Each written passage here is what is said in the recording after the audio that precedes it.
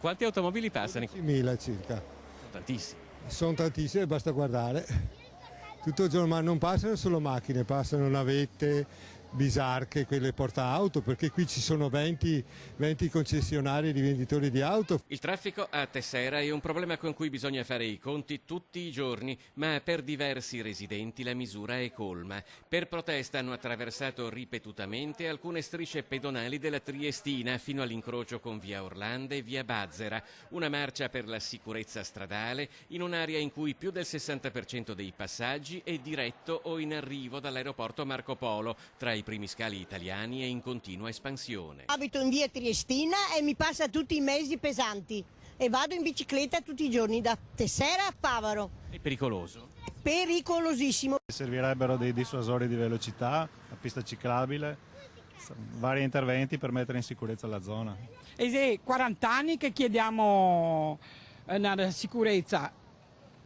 Non ho visto nessuno, né il nostro sindaco nuovo, né la Lega, né i 5 Stelle, nessuno. E ora... Quando mio figlio attraversa la strada ho molta paura del traffico, ho molta paura dei semafori che non ci sono, le macchine corrono.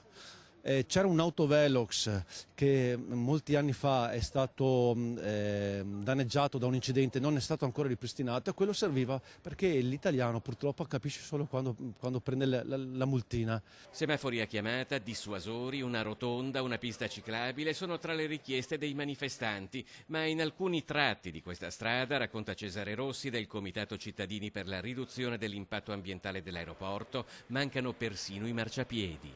C'è un sacco di gente che va in aeroporto a piedi per risparmiare gli 8 euro, perché da questa fermata qua alla fermata dell'aeroporto si pagano 8 euro. Quindi la gente adesso su internet, i turisti sanno che per non pagare 8 euro conviene fare 200 metri a piedi. Però i primi 100 metri sono sul ciglio della strada del Fossato. Con i trolley, quel pezzo lì è pericolosissimo.